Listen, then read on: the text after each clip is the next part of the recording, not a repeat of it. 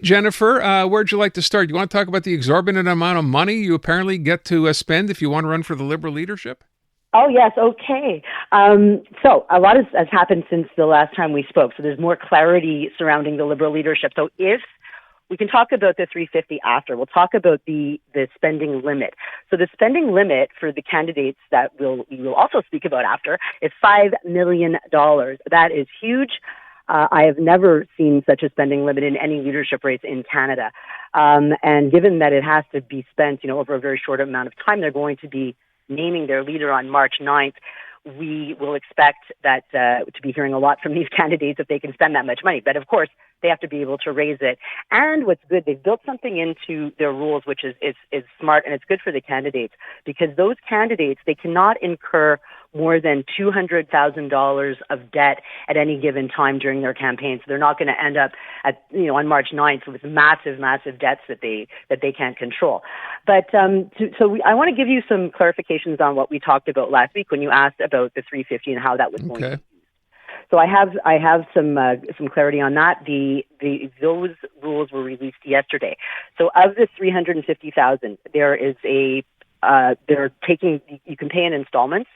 $50,000, the first, which is refundable based on, as I mentioned last week, good candidate behavior, compliance with Canada Election Act, and whatever internal rules they have. That refundable $50K is payable by January 3rd. The next installments are non-refundable. The next $50,000 is payable by January 30th, and then two installments of $125K each. One due on February 7th, and the other one due on February the 17th. So that money, as to answer your question from last week, part of the money will be a tithe to the party, and the other part of the money will be actually in the administration of the leadership race. So whatever, any type of rooms they have to rent for debates, any type of technology they need to be able to blast those around. So there you go. Does that it's a lot of money, and the breakdown I understand.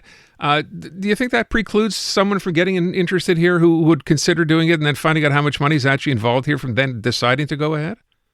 Well, yeah, because the 350 is just to get in the door. The $5 million is what you can spend once you get in the door. And, basically one can loan themselves the money to get in, but it has to be repaid by Canadian electors. So anybody who can donate money, a Canadian citizen who can vote, who has the status of an elector, they are the people who have to refund that $350. And that is the daunting thing, to find those people if you don't have a lot of friends with deep pockets and stuff like that. So a smaller campaign, might be kept away. And as I mentioned last week, this is a way also to keep out distraction candidates, people who just want to get their name out there. I get it, but that's a ton of money. I mean, the fact that you could, even if no matter how deep your pockets and how many people you had lined up, that you could actually spend $5 million over such a short period of time to basically try to, win this race. It's mind-blowing. Honestly, and I can assure you, we're probably going to be hearing a lot from these candidates. I mean, probably some more than others, depending on how their fundraising goes. Yeah.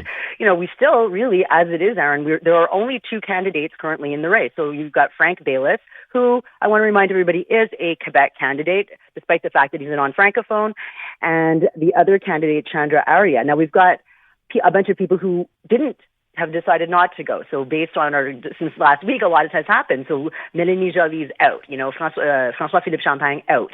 Christy Clark is out with some excuses, but that may have been due to a bit of an untruth that she was caught in over the weekend about a Conservative Party membership. So coming tomorrow morning or tomorrow at some point from Edmonton will be Mark Carney announcing his race, and then Chrystia Freeland and Karina Gould, both are Ontario MPs that probably will be next week or perhaps later this week. But by the way, I read today, I didn't know this, wasn't aware, Karina Gould's only 37 years old, right? Oh, yeah.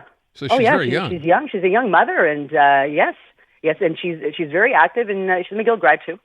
Okay. Well, listen, it seems to me, though, and I was asking this yesterday of Rudy Hashney, who we had on the show. I said, you know what, I don't understand why you have Chrystia Freeland and Mark Carney, who will both, who will both declare, and then Karina Gould, as much support as she may have, kind of a dark horse in this race, but he mentioned to me that, you know what, based on the ranking system they have, it's almost, you want to have a person in there, right? It's first choice, second choice, third choice. Well, that's it. Like I said a few weeks ago, all of the races are different. And yes, you have a ranked ballot, she could end up doing quite well and coming up. And of course, depending on how things play out, deals are made. It's no secret that deals are made. I mean, we can look back to the deal that Stéphane Dion made with the Kennedy campaign in 2006 that saw him become the leader of the Liberal Party. We don't know, and then she could get a nice little video to that, a nice perhaps ministerial post for a couple of weeks or something. But, there's all kinds of potential, and it's very interesting. But what I was thinking of is that Mark Carney doesn't have a seat. And if he wins, it's going to be very awkward and question period.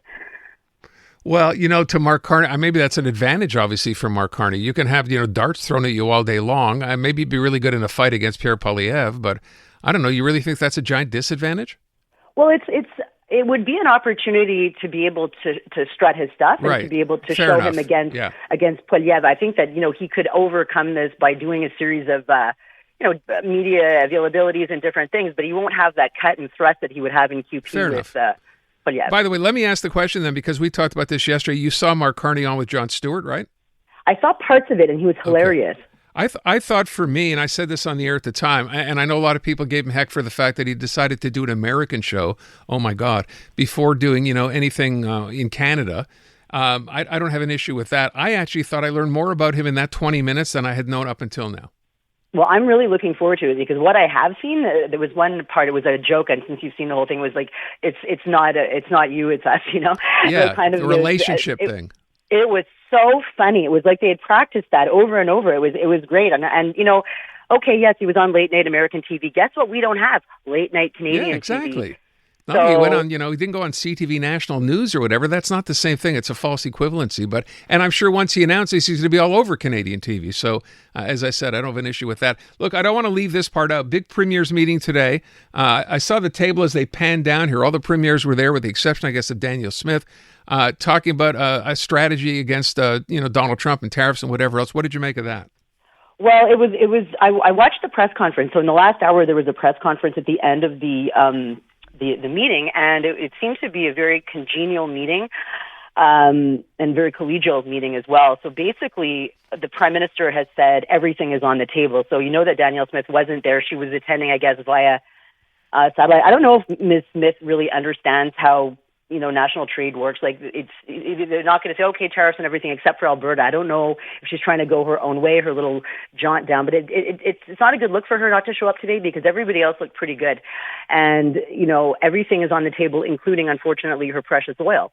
But, I don't necessarily agree with Doug Ford showing up in a baseball cap, but it was sending a message to not us. It was sending a message to the Americans, and they don't seem to mind baseball caps on their politicians as much as we do. Interesting too. I don't know if you've had a chance to read Premier Legault's bit in The Hill on the weekend, which was destined again towards Americans. So I was kind of wondering a little bit about the timing of that, like that it happened before this meeting rather than after. But it was a very, very strong piece, and it's good, and it really brings things home to Americans and explains exactly what he's only speaking about Quebec, obviously, because that's what he's talking about, but he positions himself as a business person like, the president-elect. And he talks about aluminum, and he talks about military aircraft, and he talks about strategic critical minerals, and of course, cheap hydro that comes to New York. And he even mentions Trump Tower.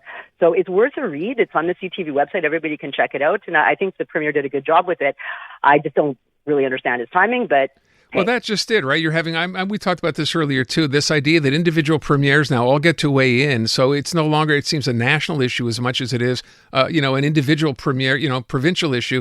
And of course, a lot of that, it's been suggested, is being done for, obviously political purposes. Doug Ford wanting to call a snap election perhaps in Ontario. This is a good way to get his face and name out there in Quebec. François Legault has had nothing but bad news attached to him for the longest time. Gets to look like, okay, look, I'm involved too. So I hate to say it, but I mean, it's become very political here. It has, and don't think that Premier Legault escaped that press conference without a question on healthcare in Quebec. Oh, did he? Okay. And in the French segment, he did. They talked about I think $2 billion deficit in the health system. Okay. All right, Jennifer, thank you. I appreciate it. We'll talk to you again next week. Bye, Aaron. Take good care.